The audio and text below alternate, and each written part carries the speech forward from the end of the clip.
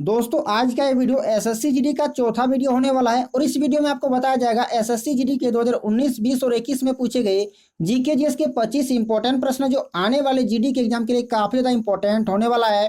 तो अभी तक यदि आपने चैनल को सब्सक्राइब नहीं किया तो आप चैनल को सब्सक्राइब कर लीजिएगा और नोटिफिकेशन बेल को ऑल पर प्रेस कर लीजिएगा, क्योंकि इस चैनल के माध्यम से आपको जीडी के 2019, 20 और 21 में पूछे गए वो सारे प्रश्न को कराया जाता है जो आने वाले जीडी के एग्जाम के लिए काफी ज्यादा हेल्पफुल होने वाला है।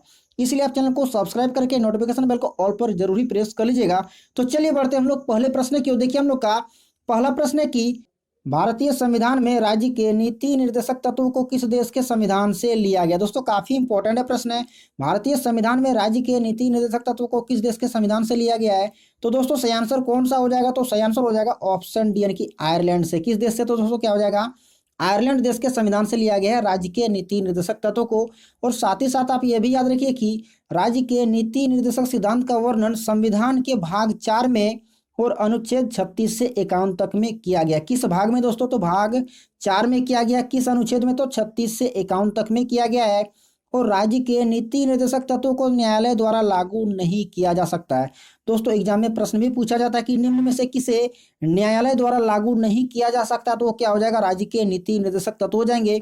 और दक्षिण अफ्रीका के बारे में एक इंपॉर्टेंट पॉइंट याद रखिएगा कि संविधान संशोधन की प्रक्रिया दक्षिण अफ्रीका के संविधान से लिया गया है। आपको यदि पूछा जाए कि संविधान संशोधन की प्रक्रिया किस देश के संविधान से लिया गया तो क्या लगाइएगा दोस्तों, तो दक्षिण अफ्रीका लगाइएगा। तो हम लोग के लिए प्रश्न है कि नीति निर्देशक तत्व किस देश के संविधान से लिया गया, तो क्या हो जाएगा, आयरलैंड के संविधान से लिया गया। तो चलिए बढ़ते हैं हम लोग अगले प्रश्न की ओर। देखिए अगला प्रश्न है कि राष्ट्रीय खेल दिवस कब मनाया जाता है। आपको बताना है कि राष्ट्रीय खेल दिवस कब मनाया जाता है। तो दोस्तों सही आंसर कौन सा हो जाएगा, तो सही आंसर हो जाएगा ऑप्शन ए यानी कि 29 अगस्त। कब, तो दोस्तों 29 अगस्त को राष्ट्रीय खेल दिवस मनाया जाता है। और राष्ट्रीय खेल दिवस हॉकी खिलाड़ी मेजर ध्यानचंद के याद में प्रत्येक वर्ष उनके जन्मदिन यानी 29 अगस्त को मनाया जाता है। तो आपको यह भी याद रखना चाहिए कि दोस्तों किनके याद में मनाया जाता है, तो वो है हॉकी खिलाड़ी मेजर ध्यानचंद। किनके याद में, तो दोस्तों हॉकी खिलाड़ी मेजर ध्यानचंद के याद में मनाया जाता है प्रत्येक वर्ष 29 अगस्त को राष्ट्रीय खेल दिवस। और मेजर ध्यानचंद को हॉकी का जादूगर भी कहते हैं। दोस्तों आप ये भी याद रखिएगा कि मेजर ध्यानचंद को हॉकी का जादूगर कहते हैं। और एक याद रखिएगा 27 अगस्त के बारे में कि दोस्तों 27 अगस्त को मदर टेरेसा जयंती मनाया जाता है। कौन सा जयंती, तो मदर टेरेसा जयंती मनाया जाता है। कब, तो दोस्तों 27 अगस्त को। तो उम्मीद करते हैं कि आपको इतनी सारी बातें याद हो गया होगा।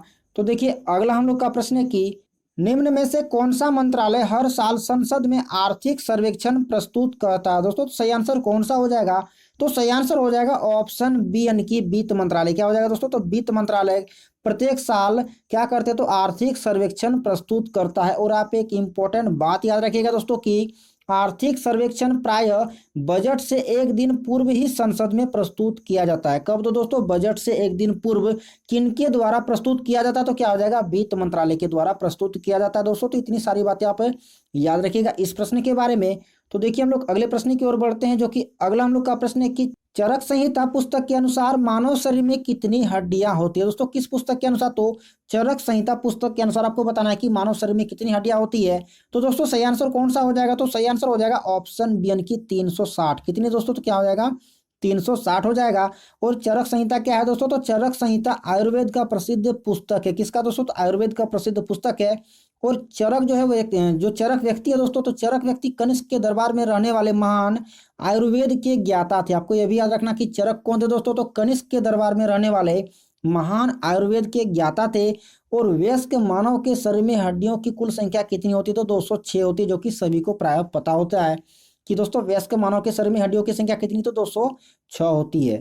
तो दोस्तों बढ़ते हैं हम लोग अगले प्रश्न की ओर। देखिए अगला हम लोग का प्रश्न है कि भारत का प्रायद्वीपीय पठार निम्न में से किस भूखंड का एक भाग है। आपको बताना है कि भारत का प्रायद्वीपीय पठार निम्न में से किस भूखंड का एक भाग है। तो दोस्तों सही आंसर कौन सा हो जाएगा, तो सही आंसर हो जाएगा ऑप्शन ए यानी कि गोंडवाना लैंड का। किसका, तो दोस्तों गोंडवाना लैंड का भाग है भारत का प्रायद्वीपीय पठार। तो ये दोस्तों आप याद रखिएगा कौन सा हो जाएगा, तो गोंडवाना लैंड हो जाएगा। देखिए अगला हम लोग का प्रश्न है कि तंजौर स्थित बृहदेश्वर मंदिर किस धार्मिक संप्रदाय से संबंधित है। आपको बताना है कि जो तंजौर में स्थित है कौन सा मंदिर, तो दोस्तों बृहदेश्वर का मंदिर। वही आपको बताना है कि किस धार्मिक संप्रदाय से संबंधित रखता है। तो दोस्तों सही आंसर कौन सा हो जाएगा, तो सही आंसर हो जाएगा ऑप्शन सी यानी कि नैनार। क्या हो जाएगा दोस्तों, तो नैनार संप्रदाय से संबंधित रखता है। और बृहदेश्वर मंदिर भगवान शिव को समर्पित है। किस भगवान को समर्पित है दोस्तों? तो क्या हो जाएगा? शिव भगवान को समर्पित है। और बृहदेश्वर मंदिर का निर्माण किसने करवाया था दोस्तों? तो राजराज प्रथम ने करवाया था। किसने? तो राजराज प्रथम ने करवाया था। और पारसी ब्राउन ने, किसने दोस्तों? तो पारसी ब्राउन ने बृहदेश्वर मंदिर को भारतीय वास्तुकला का निचोड़ कहा है। किसने? तो पारसी ब्राउन ने कहा। क्या कहा दोस्तों? तो बृहदेश्वर मंदिर को कहा भारतीय वास्तुकला का निचोड़ कहा है। तो इतनी सारी बातें आप याद रखिएगा। तो देखिए हम लोग का अगला हम लोग का प्रश्न है कि निम्नांकित अनुच्छेदों में से कौन सा अनुच्छेद राष्ट्रपति को राष्ट्रीय आपातकाल की घोषणा करने का अधिकार प्रदान करता है? आपको बताना कि कौन सा अनुच्छेद राष्ट्रपति को राष्ट्रीय आपातकाल की घोषणा करने का अधिकार प्रदान करता है। तो दोस्तों सही आंसर कौन सा हो जाएगा? तो सही आंसर हो जाएगा ऑप्शन सी, यानी कि अनुच्छेद 352। कौन सा अनुच्छेद दोस्तों? तो 352 अनुच्छेद राष्ट्रपति को यह अधिकार देता है कि वो राष्ट्रीय आपातकाल की घोषणा कर सकते हैं। तो दोस्तों आपातकाल की बात हुई है तो आप याद रखिएगा आपातकाल 3 प्रकार के होते हैं। कौन कौन से? तो राष्ट्रीय आपातकाल जिनका वर्णन अनुच्छेद 352 में किया गया, जो कि प्रश्न में ही हम लोग का था। और राष्ट्रपति शासन जो कि अनुच्छेद 356 में किया गया है। और वित्तीय आपातकाल जो कि अनुच्छेद 360 में किया गया। तो दोस्तों ये 3 प्रकार के आपातकाल होते हैं। कौन कौन से? राष्ट्रीय आपातकाल, राष्ट्रपति शासन और वित्तीय आपातकाल। तो कौन से किस अनुच्छेद में दोस्तों? तो राष्ट्रीय आपातकाल है अनुच्छेद 352 में, राष्ट्रपति शासन है अनुच्छेद 356 में, और वित्तीय आपातकाल है अनुच्छेद 360 में। तो दोस्तों ये तीनों ही प्रकार के आपातकाल को याद रखिएगा क्योंकि एग्जाम में पूछे जाते हैं। तो देखिए अगला हम लोग का प्रश्न है कि सामान्य टेलीविजन के रिमोट कंट्रोल में किस प्रकार के तरंग का उपयोग किया जाता है? आपको बताना कि जो रिमोट कंट्रोल होता है दोस्तों, तो रिमोट कंट्रोल में किस प्रकार के तरंग का उपयोग किया जाता है? तो दोस्तों सही आंसर कौन सा हो जाएगा? तो सही आंसर हो जाएगा ऑप्शन सी, यानी कि इंफ्रारेड तरंग का। किसका? तो दोस्तों इंफ्रारेड तरंग यानी अवरक तरंग। तो दोस्तों याद रखिएगा कि अवरक तरंगों की खोज किसने किया? तो दोस्तों हर्शेल द्वारा किया गया। किसके द्वारा? तो हर्शेल महोदय ने किया है अवरक तरंगों की खोज। और रेडियो तरंग के बारे में आप याद रखिएगा। किसके बारे में दोस्तों? तो रेडियो तरंग के बारे में याद रखिएगा कि रेडियो तरंग का उपयोग सूचना प्रसारण में किया जाता है। किसमें दोस्तों? तो सूचना प्रसारण में किया जाता है।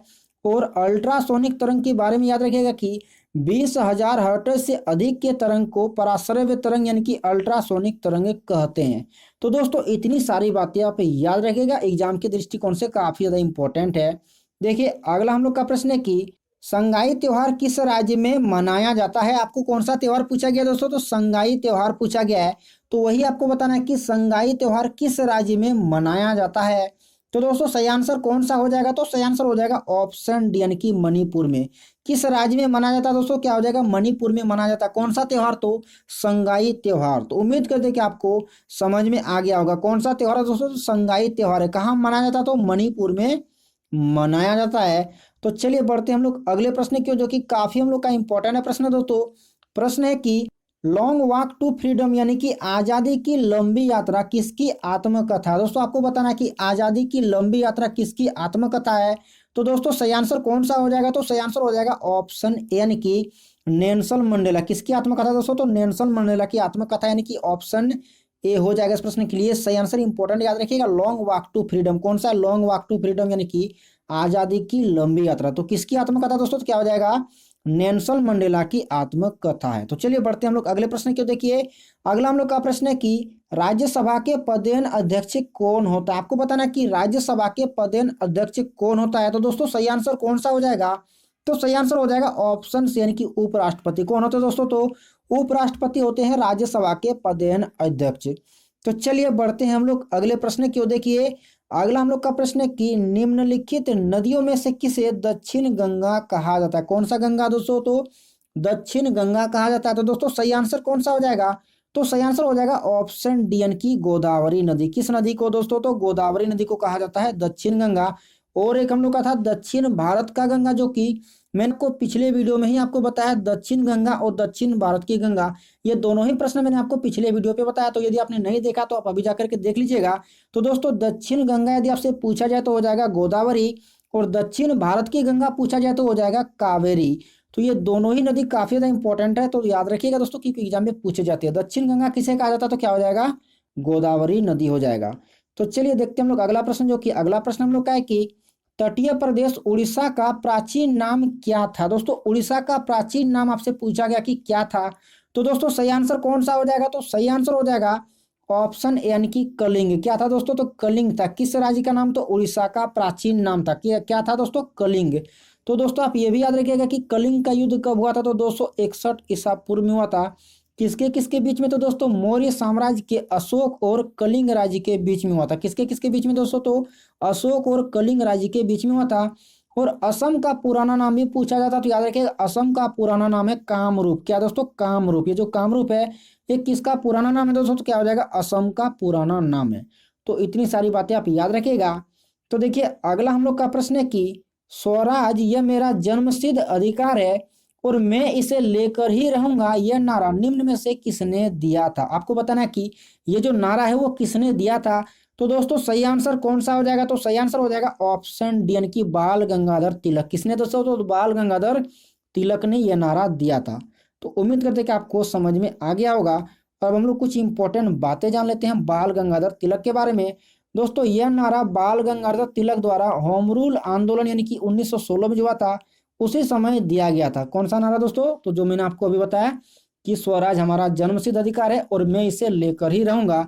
और बाल गंगाधर तिलक का एक और कथन है जो कि काफी ज्यादा प्रसिद्ध कथन है दोस्तों, कि यदि ईश्वर अस्पृश्यता यानी कि छुआछूत को मानता है तो मैं ईश्वर को नहीं मानता हूं।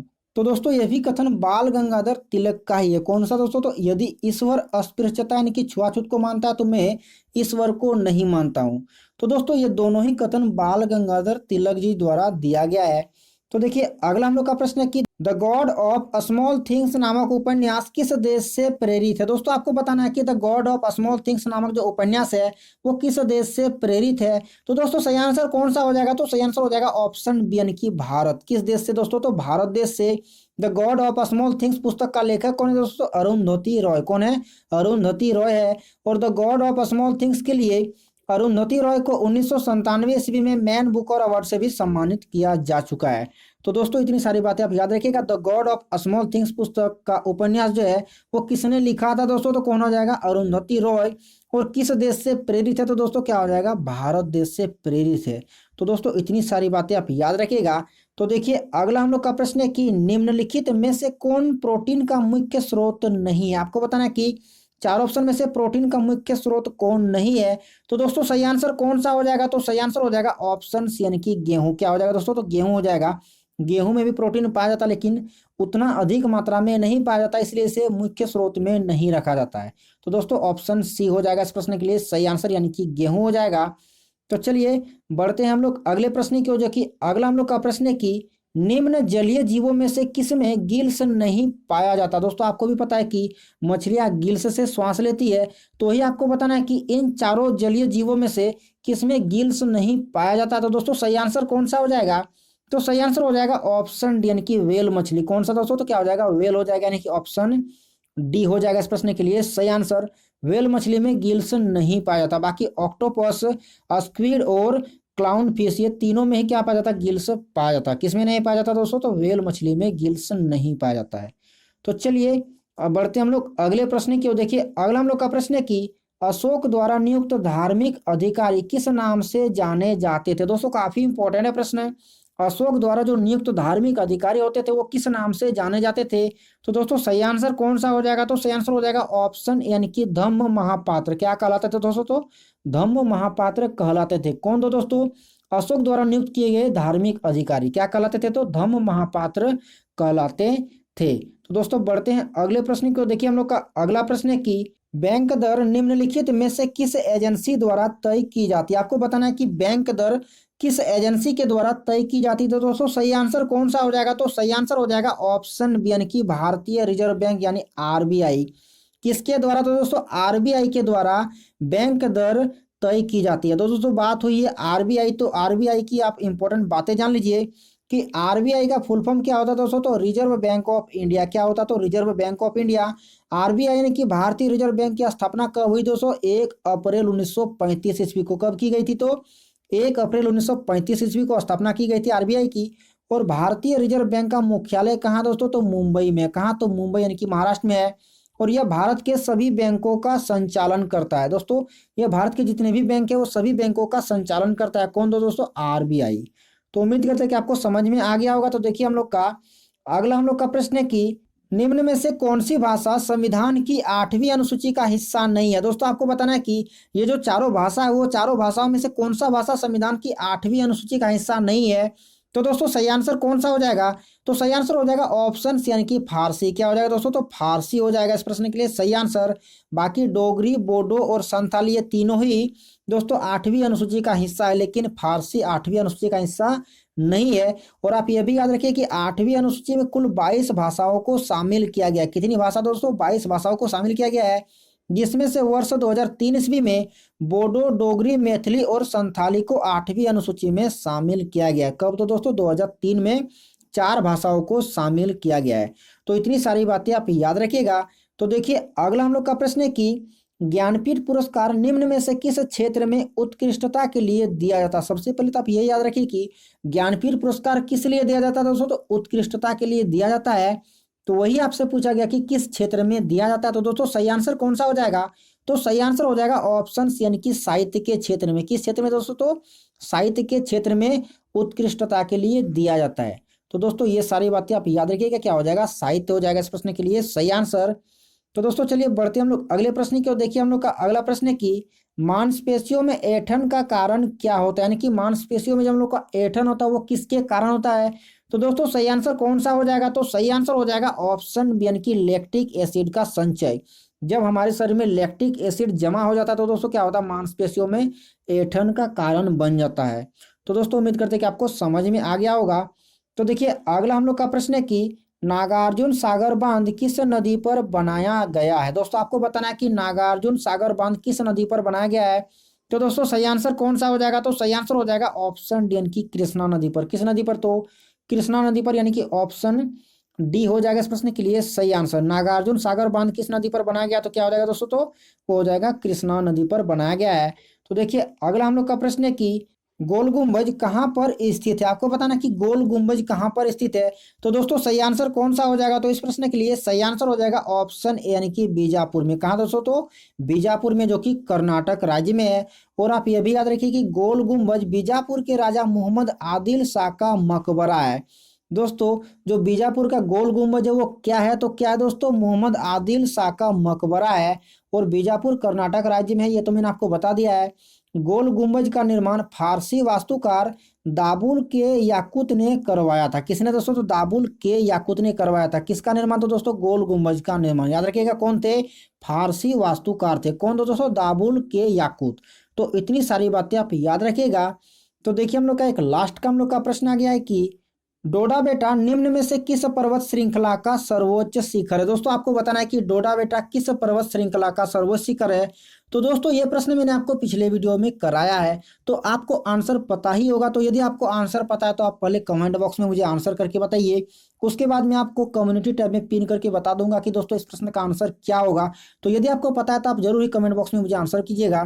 तो दोस्तों इस वीडियो को हम लोग यहीं पर समाप्त कर देते हैं। और एक बार मैं आपको फिर कहना चाहूंगा कि यदि आपने अभी तक चैनल को सब्सक्राइब नहीं किया तो आप चैनल को सब्सक्राइब कर लीजिएगा, नोटिफिकेशन बेल को ऑल पर प्रेस कर लीजिएगा, क्योंकि ये चैनल आपके लिए काफी ज्यादा हेल्पफुल होने वाला है। तो चलिए मिलते हैं हम लोग इसके नेक्स्ट वीडियो पर, तब तक के लिए आप सभी का धन्यवाद।